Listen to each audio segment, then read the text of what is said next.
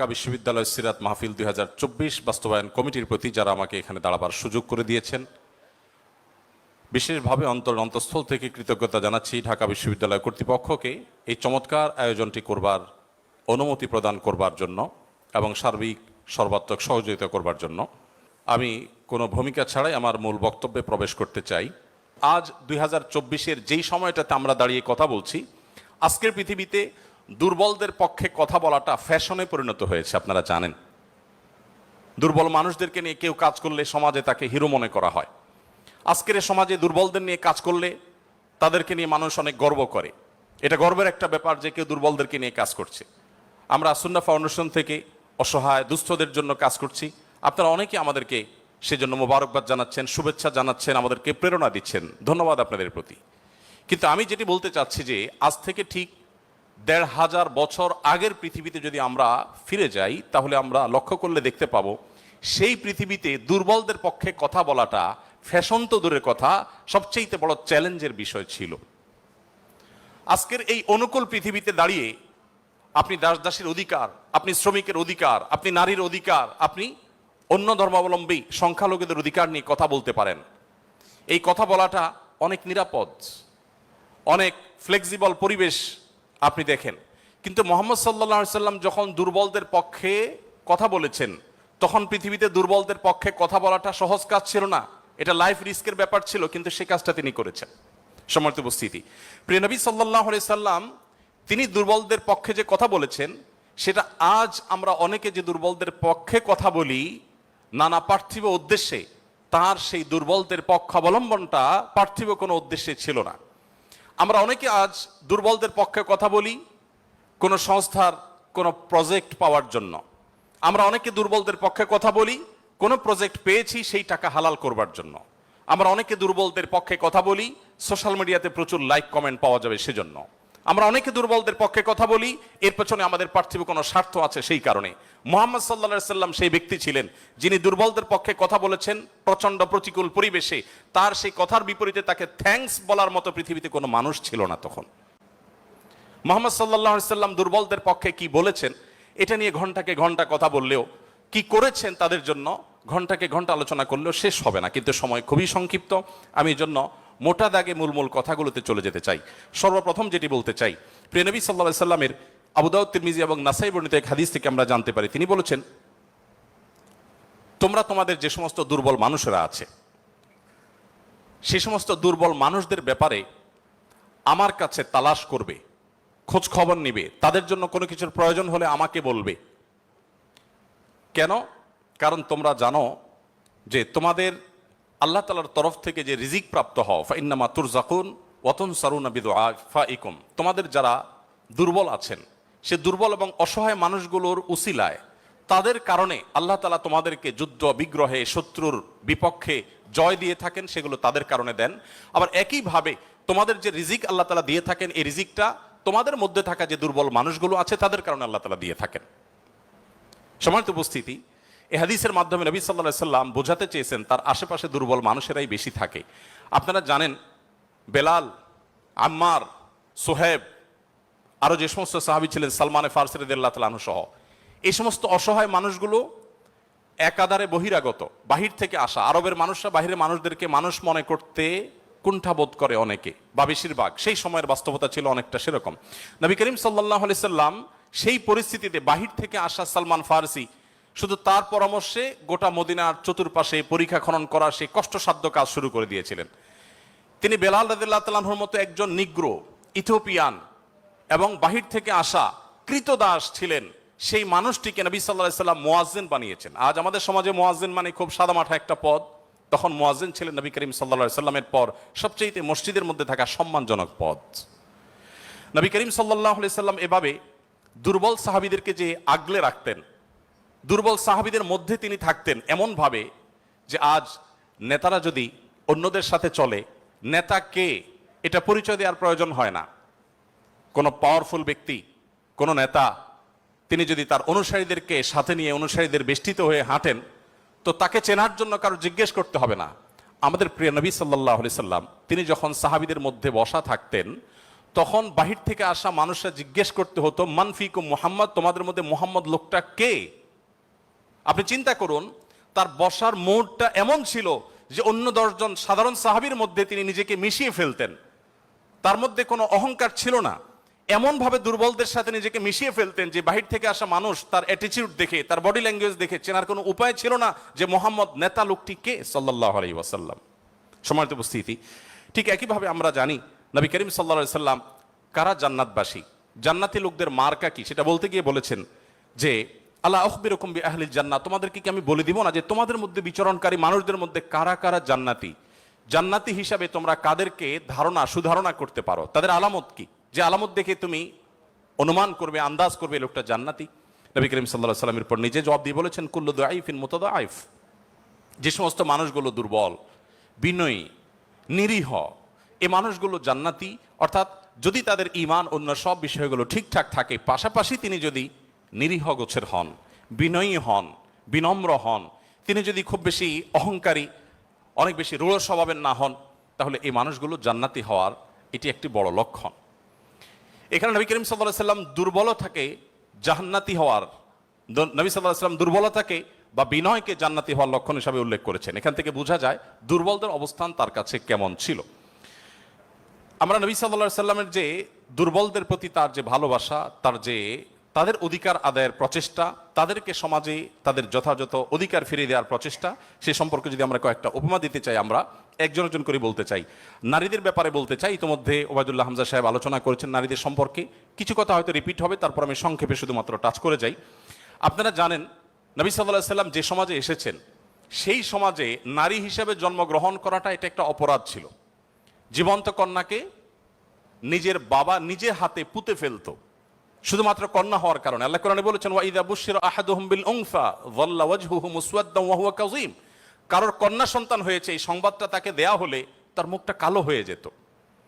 এরকম ভয়ঙ্কর এক বাস্তবতার মধ্যে নবী সাল্লাল্লাহু আলাইহি সাল্লাম এসেছেন। আমি আবারও বলছি, আজকের সমাজে নারী অধিকার নিয়ে কথা বলা এটা অনেক সহজ। নারী অধিকার নিয়ে কথা বলা মানুষগুলোর জন্মেরও বহু বছর আগে নবী সাল্লাল্লাহু আলাইহি সাল্লাম শুধু নারী অধিকার নিয়ে কথা বলেন নাই, জীবন্ত কবরস্থ করা হতো যেখানে কন্যা সন্তানকে, সেই জায়গা থেকে তুলে নারীকে সবচেয়ে সম্মানের সর্বোচ্চ আসনে বসিয়ে তারপর তিনি দুনিয়া থেকে গেছেন। নবী সাল্লাল্লাহু আলাইহি সাল্লাম নারীদের জন্য কি করেছেন? কোরআনে আল্লাহ তাআলা বলেছেন ওয়াশিরুহুন্না বিল মারুফ, হে পুরুষেরা তোমরা তোমাদের স্ত্রীদের সাথে যথাযথভাবে সুন্দরতম উপায়ে তাদের সাথে বসবাস করো, তোমাদের জীবনাতিপাত করো, সংসার করো ভালোভাবে, খারাপভাবে তাদের সাথে তোমরা সংসার করবে না, সতর্ক করেছেন। কোরআনে কারিমে একটি সূরা আছে, আপনারা জানেন, সূরার নাম হলো সূরাতুন নিসা, অর্থাৎ নারীগণের সূরা। কোরআনে কিন্তু পুরুষগণের সূরা নামে কোনো সূরা নেই, সূরাতুর রিজাল নামে কোনো সূরা নেই, কিন্তু সূরাতুন নিসা নামে সূরা আছে, এবং সেটা ছোটখাটো 2-4-5 আয়াতের সূরা না, কোরআনের সবচেয়ে বড় সূরাগুলোর একটি। এবং কোরআনে শুধুমাত্র নারীদের বিধিবিধান বর্ণনা করবার জন্য সূরা তাহরিম, সূরা তালাক, অনেকগুলো সূরা আল্লাহ তাআলা নাজিল করেছেন স্পেশাল নারীদের বিধিবিধান বর্ণনা করবার জন্য। পুরুষদের জন্য আলাদা কোনো স্পেশাল বিধিবিধান, তাদের অধিকার, তাদের করণীয়, তাদের বিষয়গুলোকে আলোকপাত করবার জন্য কোনো আলাদা স্পেশাল কোনো সূরা নেই। আপনারা জানেন কোরআনে আল্লাহ রাব্বুল আলামিন নারীদের সম্পর্কে যত আলোচনা করেছেন, শুধু সেগুলোই ঘন্টায় ঘন্টা আলোচনা করলে শেষ করা যাবে না। প্রিয় নবী সাল্লাল্লাহু আলাইহি সাল্লাম তার, আপনারা জানেন, একাধিক স্ত্রী ছিলেন। একাধিক স্ত্রী থাকলে দাম্পত্য জীবনে টুকটাক মনোমালিন্য হয়, তার ক্ষেত্রেও হয়েছে। তিনি কখনো কোনো নারীর গায়ে আঘাত করেননি, কোনো নারীকে কখনো প্রহার করেননি, তার জীবনে একটি বারের জন্য সেই ঘটনা ঘটেনি। আপনারা অনেকে হয়তো শুনে থাকবেন, উহুদের যুদ্ধে প্রিয় নবী সাল্লাল্লাহু আলাইহি সাল্লামের তরবারি একজন সাহাবীকে দেয়া হয়েছে। তিনি দূর থেকে লক্ষ্য করলেন একজন নারী খুব বিভৎস একটি দৃশ্যের অবতারণা করেছেন, তার নাম ছিল হিন্দা, আপনারা জানেন। তিনি নবী করিম সাল্লাল্লাহু আলাইহি সাল্লামের প্রিয় চাচার লাশ কেটে কলিজা বের করে চাবাচ্ছেন।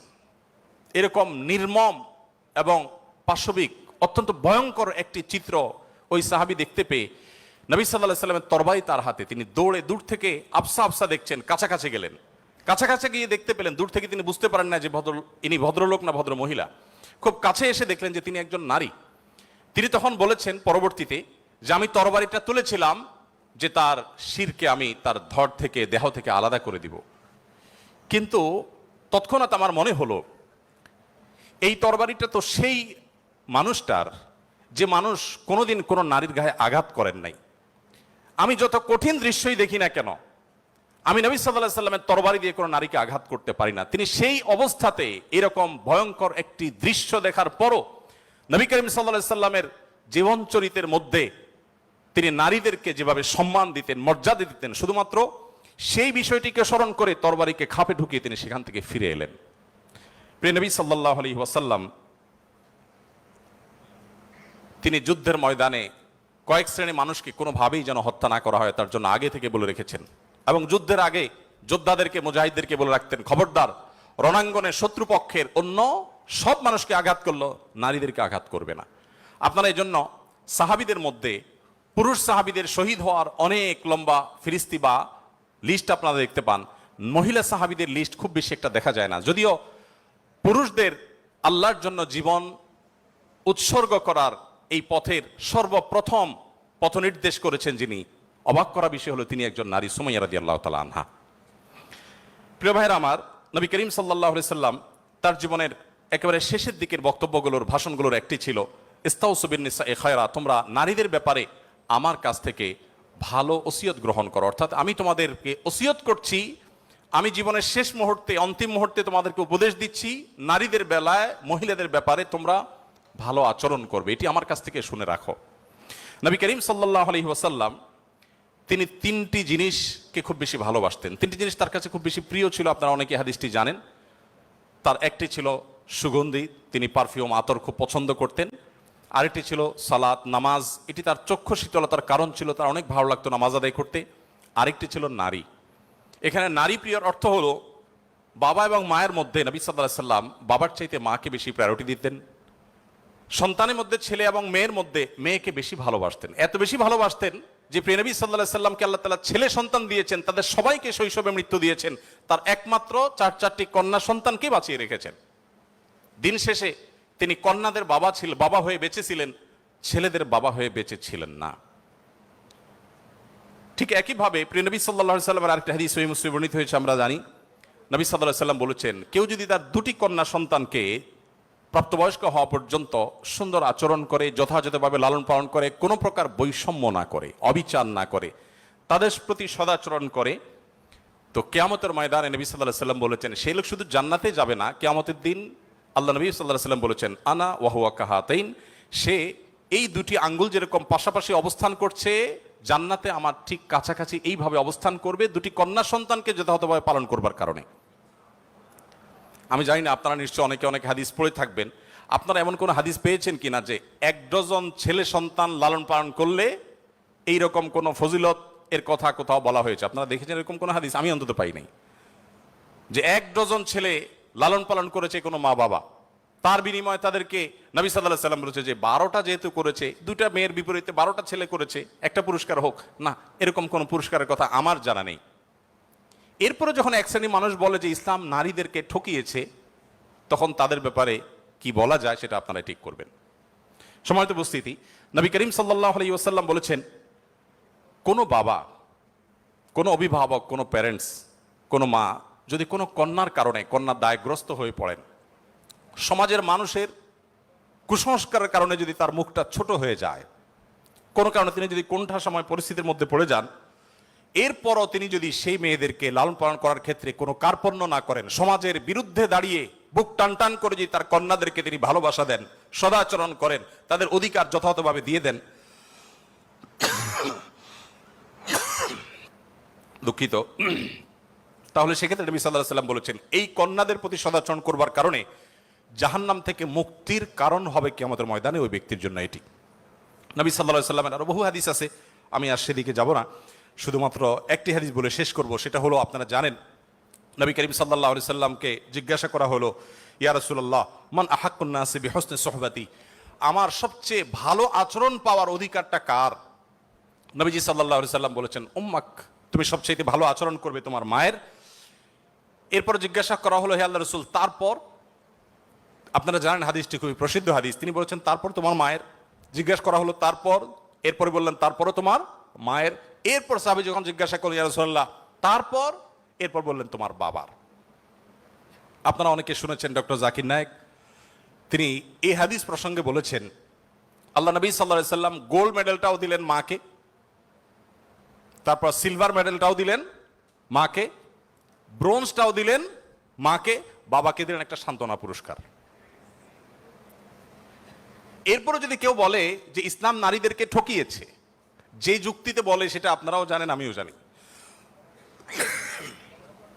বলা হয় বাবার সম্পদে ছেলে যদি 2 টাকা পায়, মেয়ে 1 টাকা পায়, এখানে মেয়ের প্রতি অবিচার করা হয়েছে। আপনারা জানেন এর মতো হাস্যকর একটা দাবি আরেকটি হতে পারে না। কারণ ছেলে বেচারা, এতক্ষণ শুধু মেয়েদের কথা বলছি, আসেন একটু ছেলেদেরকে আমরা দুর্বল হিসাবে দেখি। ছেলে বেচারা প্রাপ্তবয়স্ক হওয়ার পর বাবা মা তার ভরণ পোষণ দিতে বাধ্য নন। যদি বাবা মা বলেন যে তুমি প্রাপ্তবয়স্ক হয়ে গেছো, তোমার চাল ডাল তুমি জোগাড় করো, বাবা মা সেটা বলতে পারেন, সে রাইট তাদের আছে। বিয়ে এখনো বেচারা করে নাই, মাত্র প্রাপ্তবয়স্ক হয়েছে। এরপর প্রাপ্তবয়স্ক হওয়ার পর যখন বিয়ে শাদী চিন্তা করে, বাপ মা এটা বলতেই পারেন যে বাবা তোমার বিয়ে শাদীর টাকা তুমি জোগাড় করো, আমি তোমার বইয়ের গহনা কিনে দিব, মোহর জোগাড় করব, তোমার খরচ খরচা দিব। এটা বাবা মা করতে বাধ্য নন শরীয়তের দৃষ্টিকোণ থেকে, ছেলেরটা ছেলেকেই জোগাড় করতে হবে। আপনাদের অনেকগুলো প্রশ্ন আমার কাছে আসছে, এর মধ্যে সবচেয়ে কমন যে প্রশ্ন বারবার এসেছে সেটা হলো যুবকদের প্রশ্ন, বাবা মা বিয়ে দিতে চায় না, আমরা কি করব? আমি সে প্রশ্ন উত্তরে যেতে পারবো কিনা জানি না, তবে তরুণদের আহাজারে আমাকে খুব কষ্ট দেয়। কারণ আমি খুব বেশি বয়সে বিয়ে করিনি, আমি এখন নানা হয়েছি, আপনারা অনেকে জানেন। আমার এই বয়সে আমি নানা হয়েছি, এটা অনেকে শুনলে আসমান থেকে নাজিল হওয়ার উপক্রম হয় যে কিভাবে সম্ভব।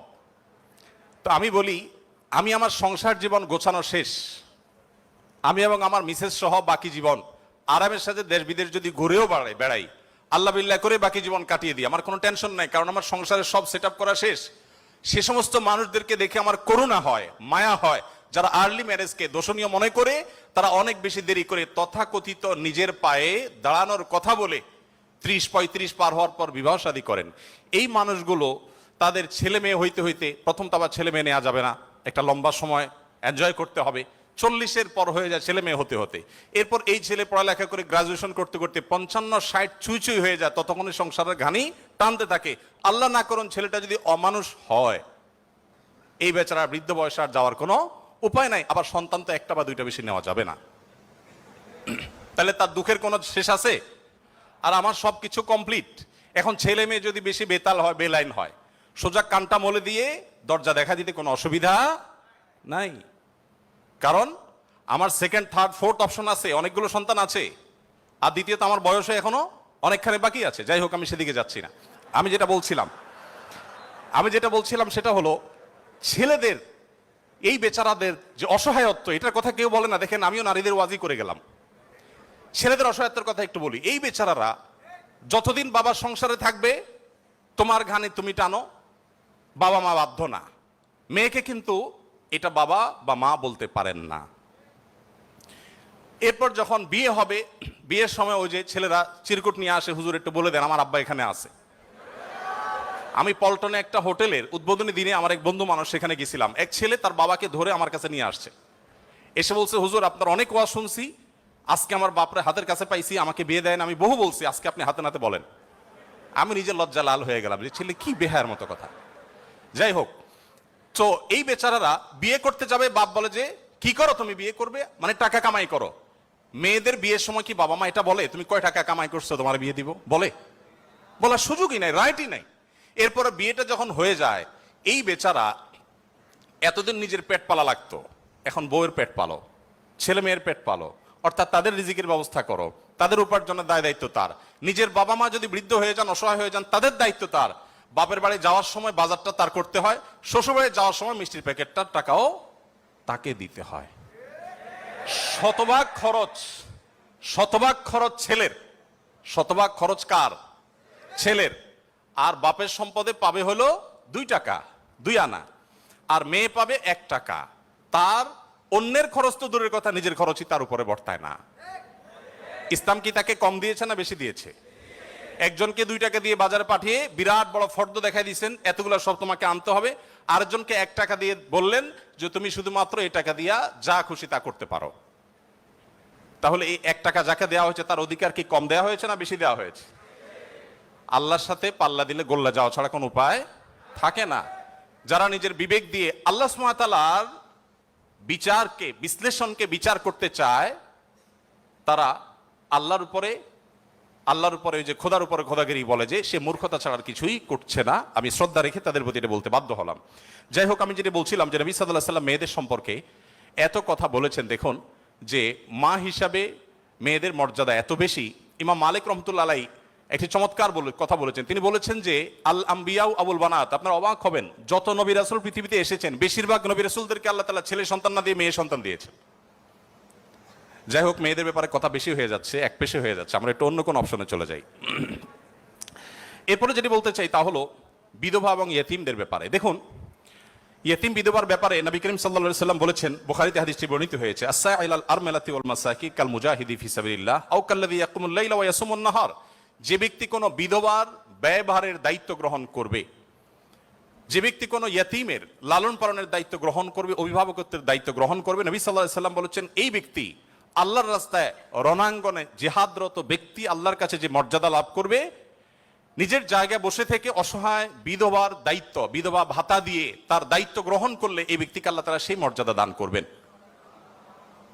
আপনি এরকম কোন হাদিস দেখাতে পারবেন না যে একটা লোক বেচারার বউ মরে গেছে, মন মরা থাকে, যদি কোনো ভদ্র মহিলা তার আশ্রয় দেওয়ার জন্য তিনি অনুপযুক্ত হওয়া সত্ত্বেও নিজেকে পেশ করেন, উপস্থাপন করেন, আর তার আশ্রয় হয়ে যান, তাহলে নবী সাল্লাল্লাহু আলাইহি ওয়াসাল্লাম বলেছেন তার এই পুরস্কার আছে। নিশ্চয়ই ভালো কাজের সওয়াব আছে, কিন্তু আলাদা পার্টিকুলার কোনো সওয়াবের কথা নবী সাল্লাল্লাহু আলাইহি ওয়াসাল্লাম বলেন নাই। কিন্তু একজন বিধবার ব্যাপারে কিন্তু সেই কথা বলা হয়েছে। ইয়েতিমের ব্যাপারে নবী সাল্লাল্লাহু আলাইহি ওয়াসাল্লাম বলেছেন, আনা ওয়া কাফিদুল ইয়াতিমি কাহাতাইন, আমি এবং ইয়েতিমের অভিভাবক, যিনি ইয়েতিমের দায়িত্ব নেন, এই দুইজন এই দুটি আঙ্গুলের মতো পাশাপাশি জান্নাতে অবস্থান করবে।